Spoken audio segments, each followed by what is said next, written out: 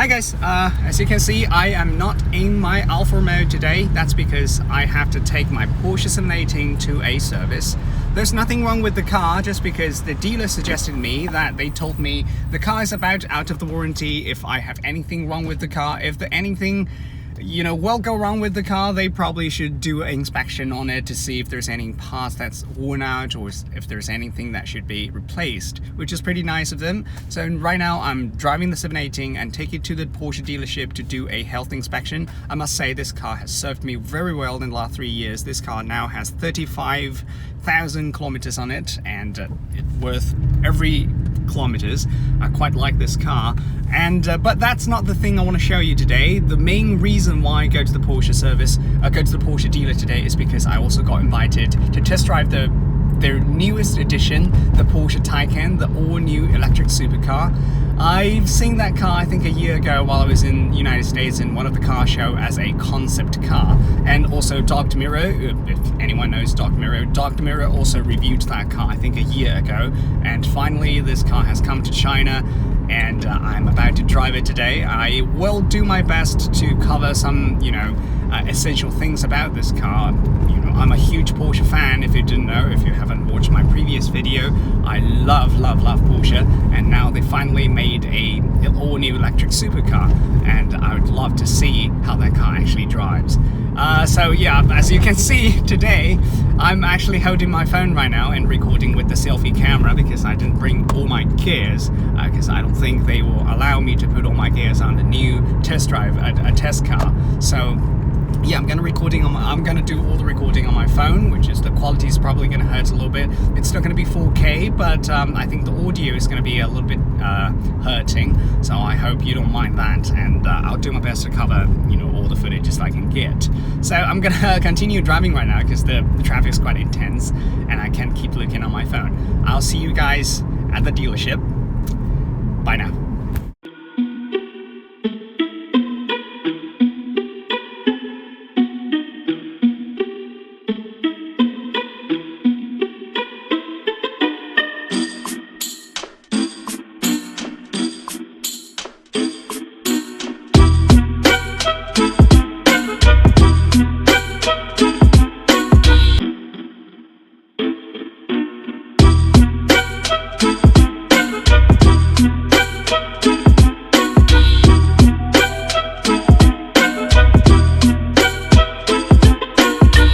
Right now we're sitting inside the Porsche Tycan. This is my second time, I think, in this car. The moment you step into the car, you get realized and also greeted by all of the Porsche characteristics inside the car. The car is relatively quiet, which is quite unusual in any sort of Porsche, and everything is piano black painted, and the car is incredibly smooth. And now you don't have any sort of analog gauges on the car. Everything is basically a digital screen. I have my own opinion on that. I sort of like it, but also sort of dislike it. You sit in the car, the seats are firm, everything is just like very sporty. You don't feel like you're sitting in any sort of electric cars. This is definitely not the car for a tour type of car. This is definitely more of a sporty type of car. I think Porsche has done that right, and yeah, it's the moment you stepped in, it's very futuristic. Everything is electric screens and also a fingerprint magnet by my standard. It kind of lost, before I stepped into this car, I sort of feel like it kind of lost that Porsche characteristic of all the buttons layout, down here. But the moment you stepped in, it's still that kind of feeling. It still feels a little bit clumsy in a way, but also it's much more clean at the same time. And see that very iconic Porsche steering wheel. I don't know how that drives because I'm in the passenger seat, which is kind of odd. And this car also equipped it with a Bromaster sound system, and everything headliner here is Alcantara. I think it's standard equipment on that one. Yeah, the car handles quite sharp. Also, you got that iconic watch up there, which I think a lot of Porsche owners would opt for that option.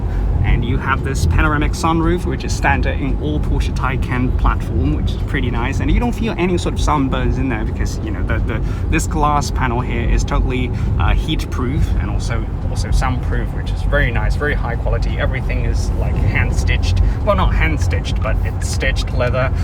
The build quality is way much better than any sort of Tesla I've ever test drove. And you have the Tycan part here, and you have 2 huge cup holder. I think that's for American market.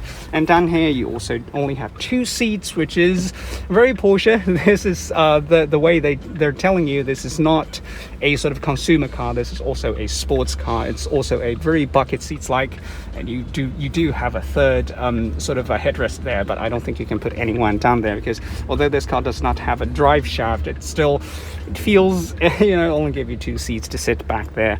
And down here you have 2 Type Cs. This is also a way of Porsche telling you this is the future. They do not have any sort of USB 3.0 or anything like that. This is a Type C car. That means this is a car from the future. They also have a shift knob right there, which I think it's a very I don't know how to say about that, because the new Porsche 991.2 also have that shift knob. It's shaped like a shaver, which is kind of odd. But yeah, I mean, this car, you have 2 surprisingly, you have 2 gears in electric cars. This car, it's very nimble around all those corners. It's quite nice. And yeah, short after, I'm probably gonna test drive it, see how it feels like. And oh shit, the moment you step on the gas, the torque instant, and you feel all in control in this car. It doesn't it doesn't wobble and all that. It's very Porsche-like.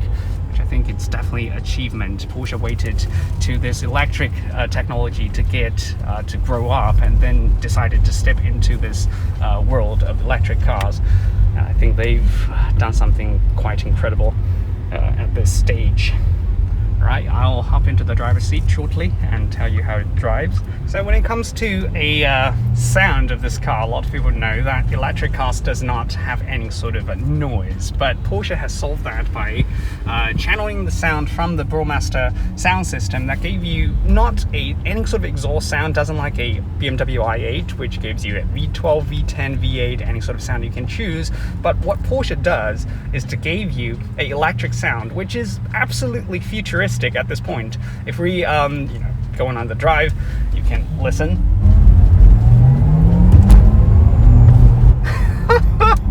That's just so odd, but it's also very fitting. It doesn't give you that I don't know, that exhaust sound from any sort of supercar that makes you feel like you're driving a supercar. It's very futuristic, that's all I can say.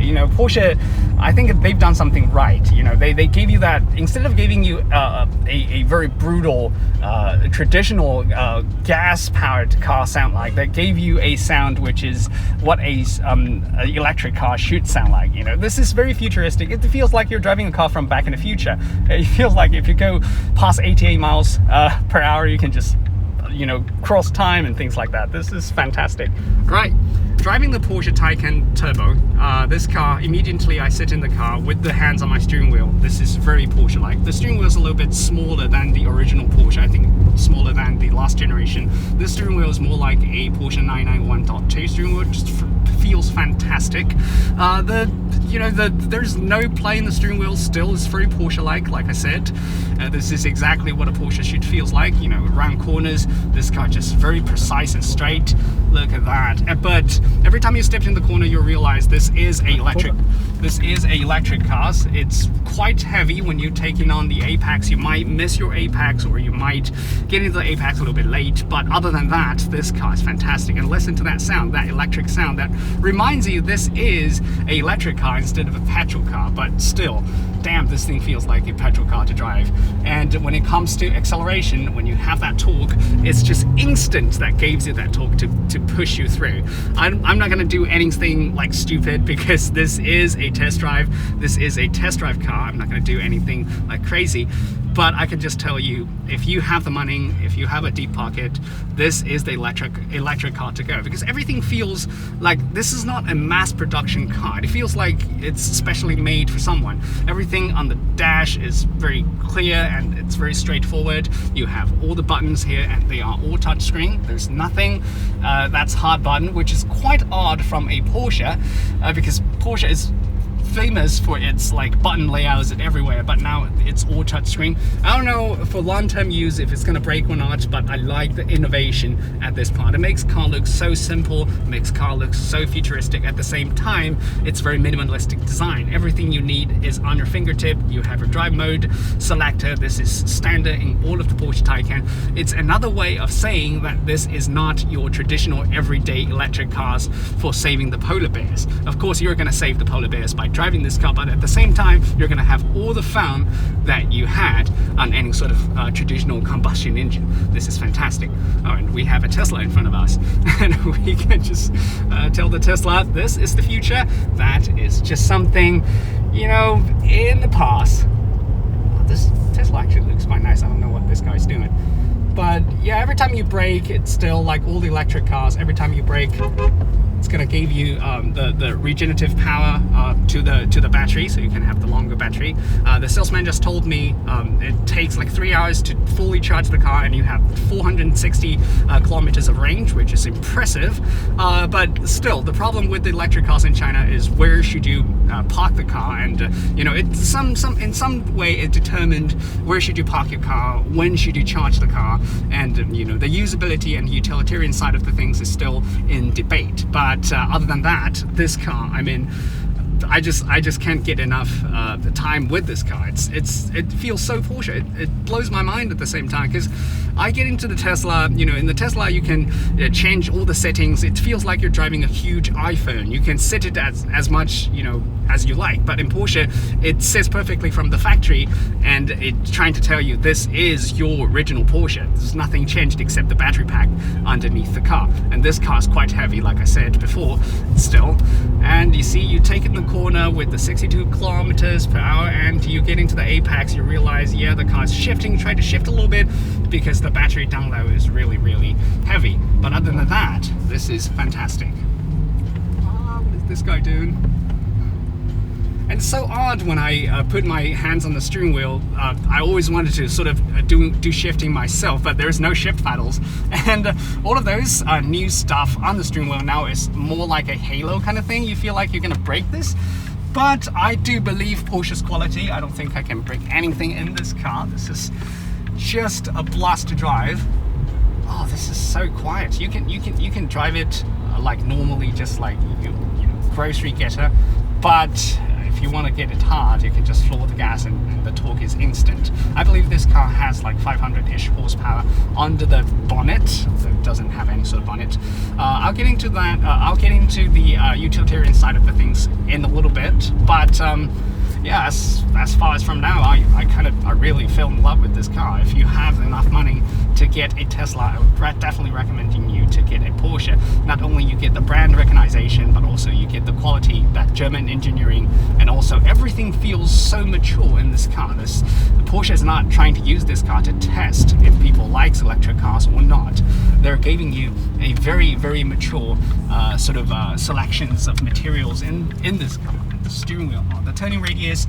The turning radius is also fantastic. You see one turn and you get back. When it comes to this kind of rough roads, you know, you kind of feel like, you know, in a lot of electric cars, because of its heaviness, you're gonna feel a lot of road bumps and things like that. And the suspension handles in this car, the suspension handles all the road bumps and creeps quite well, I would say.